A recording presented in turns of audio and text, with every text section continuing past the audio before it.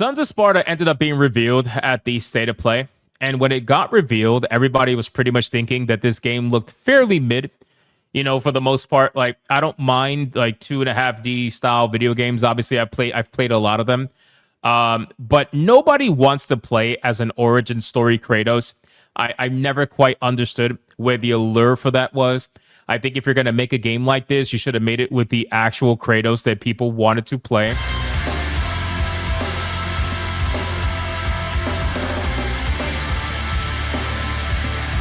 You know, the toxically masculine Kratos that is going to just destroy everybody and everything. I think that's what people would have wanted to play as. But unfortunately, we ended up playing as the little guy Kratos and his friend over here. And a lot of people had criticisms about it. And the game ended up getting shadow dropped. I guess they wanted to, capitalize and maximize on the God of War franchise name. And they did. You know, the game is $30, but it's only available on PlayStation. It's not available anywhere else. Otherwise, I would have checked it out, reviewed it myself, and played it. But unfortunately, I'm not going to pay PlayStation $30 for this piece of shit. So with all, oh, that's his brother. Okay, that makes sense. Yeah, nobody cares.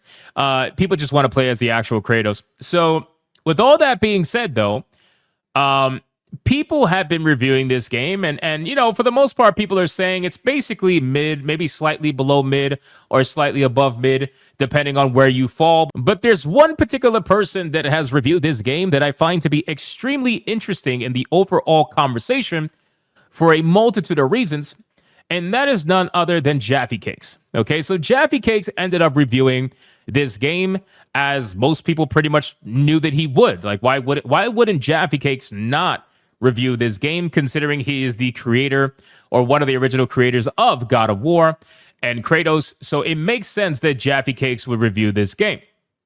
However, one of the things that I found interesting when Jaffe Cakes ended up reviewing this game, and shout out to Cult Classic Cage, because she's the only reason why I even know this existed, because I watched her video today about it, and I'm like, oh, well, that's interesting, because I don't pay attention to these people.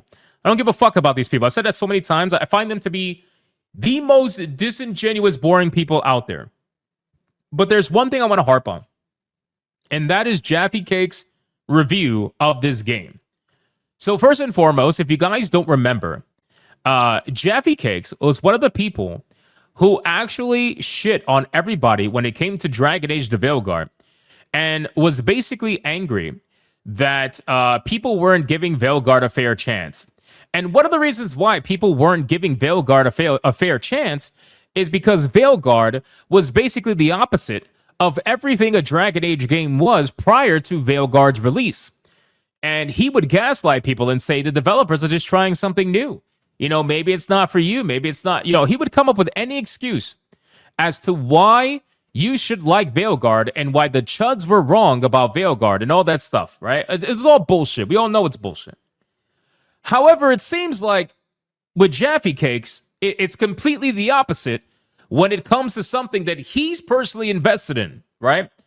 So apparently now, if you guys remember, the gaslight that we got with Highguard is that playing a video game for an hour is not enough to determine whether or not you actually like the game. That is what a lot of people told us with Highguard, even though Highguard, you can complete one round anywhere between 8 to 30 minutes, and that's enough to see the entire game and the entire gameplay loop. But apparently 1 hour was not enough, and yet meanwhile, Jaffe Cakes comes in here and he says, I played a little over an hour of the new God of War game, God of War Sons of Sparta. It's well made, but it's generic and dull. It's also one of the worst decisions the God of War team has ever made. Its very existence is super confusing and offensive.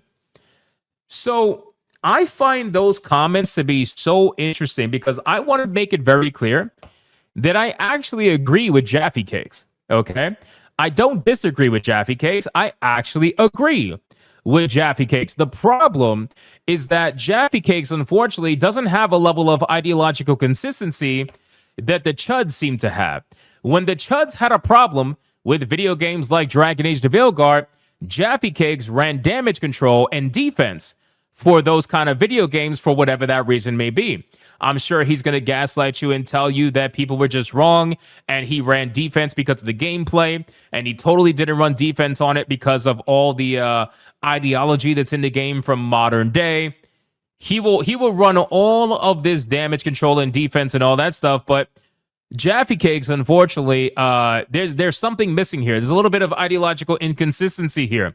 He's sounding like a chud. I don't know about you guys, but this comment right here sounds like a chud. One of the things that we complain about all the time, okay, is this last part right here. Its very existence is super confusing and offensive. How many times have we said that for so many video games that are sequels to pre-established video games that didn't have bullshit in them, and then all of a sudden you start getting modern day bullshit thrown into it for whatever that reason may be. And then we start questioning, who was this made for? Right? Who exactly was this game made for? I think that's one of the main questions that we ask for a lot of video games, right? I'm pretty sure we've asked that probably 10 times this year already. I can't even count how many times we said it last year. But you start to look and you start to realize, like, who exactly is this game made for? Because it's a little bit confusing, right? When we looked at Avowed, when we looked at Dragon Age de Vilgar, all these games, we just like, who is this made for? Even TV shows, right? So, listen, I agree with him when he says, who are these made for? I agree with him when he says it's offensive to the original source material. And if you look at some of the videos that Jaffe Cakes actually said, it's pretty interesting. But there's one comment I want to focus on. And that was when he was responding to this guy, where Ames says, yes, you played it an hour of it. And Jaffe Cake says, but I knew within the first hour it was crap. That's what comes with being a pro game designer for 20 plus years. Deal with it. You know what's funny to me is that you don't have to be a pro game designer to be able to tell that a shit game is shit after playing it for a year. If you've been playing video games for a long enough time, you can easily understand what's in front of you just by picking up the controller and playing for a little bit. So if you knew within the first hour, why is it okay for somebody like Jaffe Cakes to know within the first hour whether or not a game is shit? But then for some reason, when the chuds are out there playing a video game for an hour or two, honestly, we play them longer than they do, but that's besides the point. Who cares? When we play a video game for an hour, 2 hours, 3 hours, and we leave a bad review because the game is just ultimately just bad, why is that shunned away? Why is that supposedly not allowed? But then apparently with people like this, it's allowed. Why is that? I just always questioned why this is the way that it is, right? So in any case, the game is currently at a 69, I believe. Ironically, the game is ironically at a 69, which I find to be so funny. It is the worst rated God of War game to date. Originally, it was God of War Ascension with a score of 80. However, Sons of Sparta falls even further with its score coming in at 69, which has a 69 rating based on critic reviews and a 6.6 score based on user reviews. Insider Gaming has also reviewed Sons of Sparta, giving it a 7, calling it a pretty good game that will cater more towards God of War fans than Metroidvania enthusiasts seeking the next big thing. I don't see how this is going to adhere to, God of War fans. I feel like this is probably people that, like, I feel like they're trying to get new fans to join the God of War franchise under the guise of this game that most God of War fans probably did not ask for. And that's where I agree with somebody like Jaffe Cakes. And I wish he would come to Earth a little bit more often, because then we could probably find more common ground and understand that there are certain franchises that are so obviously co-opted where the people who are making the games don't have a fundamental understanding of the character they are co-opting, or they do, and then they purposely misrepresent that character to push whatever modern day bullshit that they're choosing to push, and then gaslighting you the entire way. I really wish he would come back to Earth more often, because that would make it a little bit better. But unfortunately, I just think that's impossible with somebody like that, which is why I don't even bother. But on this rare chance, as we clearly can see, Broken Clock is right twice a day. And a video game like Sons of Sparta, unfortunately, is a game that just realistically, I don't see how many God of War fans would either ask for this or be interested in it. I really don't. And if you look at the gameplay, this is what upset me the most about Sons of Sparta. I don't know if they have a screenshot here. All they have is the artwork. Yeah, they don't have a screenshot here. Let me see if I could pull up some gameplay really quick because I just want to show you guys something, just a little bit of a comparison. And I think Jaffe Cakes might have made that same comparison.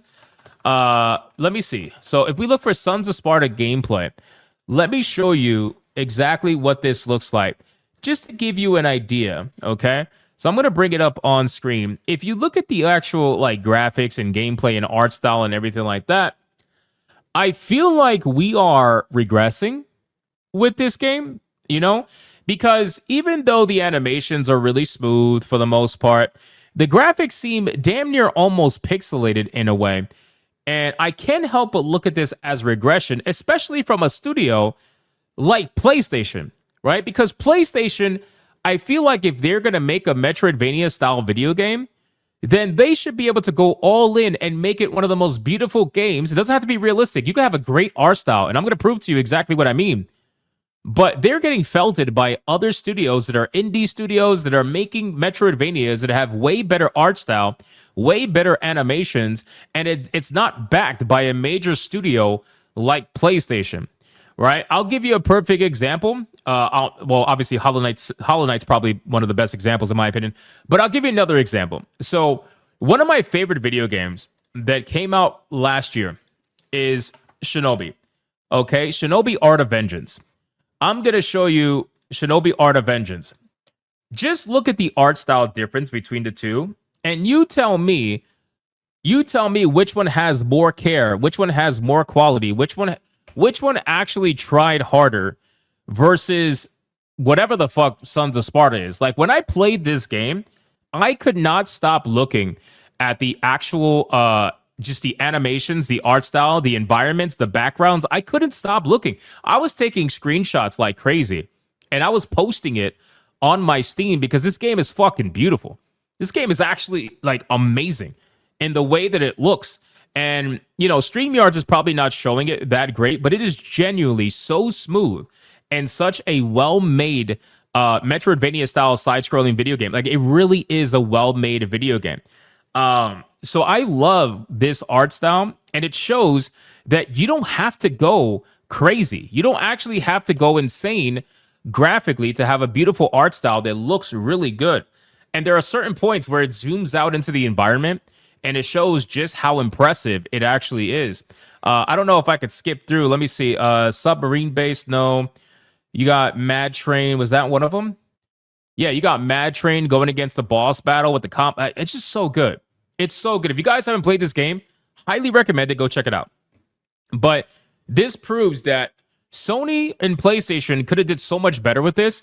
And whoever they hired to do this Metroidvania God of War style video game, they should have buckled down on the visualization of the game and really tried to put some fucking effort into it. I feel like they kind of backed out on the effort visually and focused more on the gameplay and the story aspect. But you can't do that, man. You have to go all in, especially if you're representing a franchise like God of War. It's almost as if they went into this with minimal respect for the franchise that they're co-opting.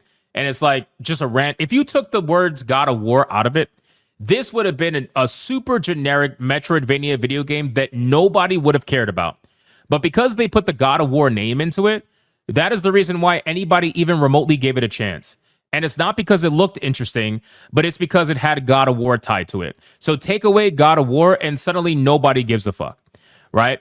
So I was just overall disappointed with the overall presentation of the game. And again, I watched a lot of people play this game, right? I tried to look as many people as possible. And I'm going to bring the gameplay back up while I talk about this so people understand. Everybody knows Shinobi is amazing. But let me bring back up God of War so that you guys can see what I'm talking about. Now, again, I've watched a ton of gameplay on this. Anytime I need to check out gameplay for a video game that I can't personally play, I always watch MK Ice and Fire. So go subscribe to that channel. Great channel. It does nothing but gameplay walkthroughs and stuff. I was watching the gameplay, and I got to be honest with you, super, super disappointed. I was super disappointed in all of this. It looks just extremely generic, extremely basic. The only thing I like is that the animations look very smooth. That's really it. Aside from that, I'm sure the story is not that great because I just feel like they just don't care, bro. Like they just took They took the name God of War and they hoped that that would be enough to sell this game. That's really it. So back to Jaffe Cakes. Ultimately, I agree with David Jaffe, as crazy as that is to say and as crazy as that sounds. All I gotta say to David Jaffe is just welcome to Chudville, bro. Like we are very, very inclusive here in Chudville. We definitely like to invite people as much as possible. They like to talk about video games and stuff. And we tend to be right pretty often. We tend to be right. You need to come to Chudville more often. Chudville actually isn't that bad, man. Just come hang out. We'll have a good time. We'll talk about video games, and you'll realize that the Chuds have been right quite often, and you're starting to sound a little bit Chudish, which I appreciate.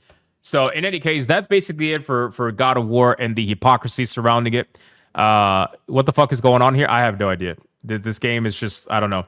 But no, seriously, I think that this game proves that there is a bit of selective, if you want to call it selective problem, selective hearing, selective standards. I don't know what you want to call it, but this game proved that there is selective standards when it comes to how certain people on the other side express their problems and concerns with video games, because they literally say the same exact thing we say, but because it's a video game that they're personally invested in, now it's okay to say it.